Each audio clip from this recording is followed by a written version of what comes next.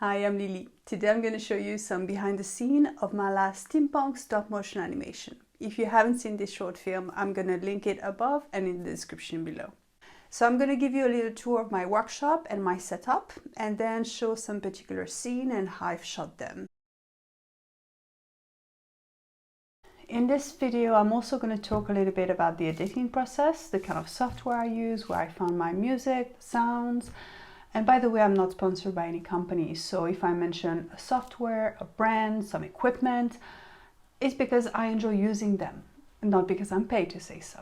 The camera I'm using for my animation is a Canon EOS RP, which is just brilliant. I always have an LED ring light around it and another LED lamp which I clamp on the table, and it's brilliant to have some light just above the set.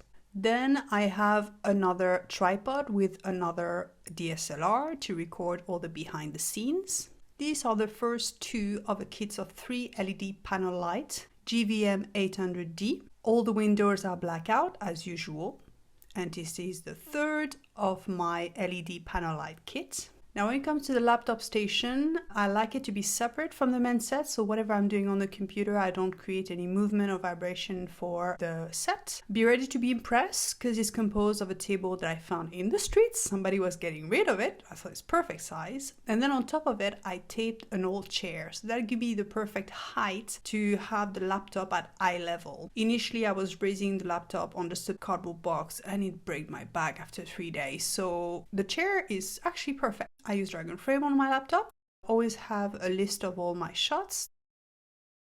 I like to have plenty of tools nearby, especially my sculpting tools, some screwdriver, pliers, scissors. The little clear box is actually the eyelids, and I always have some leftover of clay, the exact color I need to touch up the lips, the eyebrows, for example, or the skin. Always some gaffer tape and wet wipes. I have my other heads, so I can change them very easily. I've tried to design a set that is very flexible, so I can move it around, I can remove the side panel. The black panel are actually foam board that I cover up with a bit of black fabric and tape in place. Those walls hold up with just some screws and some washers, so I can easily remove them when I want to shoot from a different angle.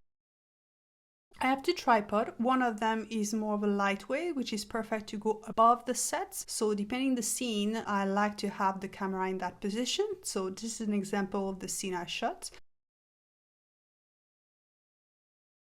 And this is how I've set up the tripod.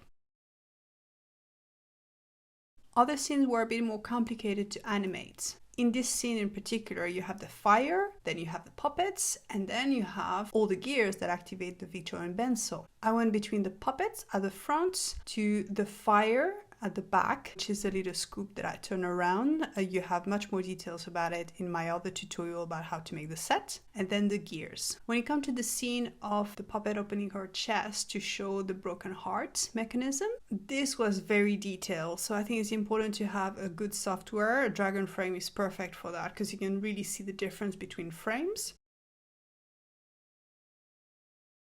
To create the illusion of the broken heart that get fixed up, I actually had 2 mechanisms and I changed them around.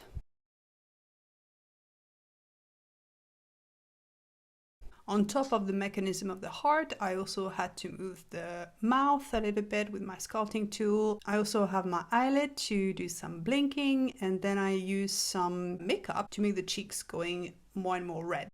I don't usually like to use rig unless I really have to, but in the case of the boat, I was obliged to use one. I found the heaviest thing I can find in my workshop, which is the converter, and I've taped some heavy duty wire to it. I know it's very beautifully detailed craftsmanship there, but it does the work, and that's what matters at the end of the day. So I was able to drag the boat along and have this stable base with the converter. When it comes to the editing, I use Dragon Frame. That's the best software I know, and it makes such a difference. It helps make all the movement much smoother. Now when it comes to edit the film, I use Lightworks. It's a free software and I think it's brilliant. I use it to edit all my video. It's got this limitation, but honestly, for what I want to do out of it, I'm happy with it. some of the shot needs to be touched up. For example, when I walk, there's a hole on the set and I need to fill that up. I've just begun to use After Effects, and that's brilliant for this kind of things.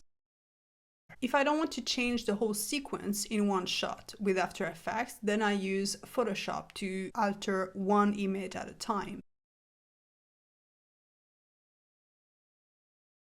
Now, when it comes to all the music and sound, I use Audio Jungle. I've used it since the beginning, and you can literally have every music, every sound. There are some websites to find free music and free sound. Personally, I prefer to use Audio Jungle because of the quality and the choice that you have there. I also record some sound on my own with a little microphone. I usually go over the whole film and then do a little sound to go with it, or if it's a door closing or something like this, I recorded it myself.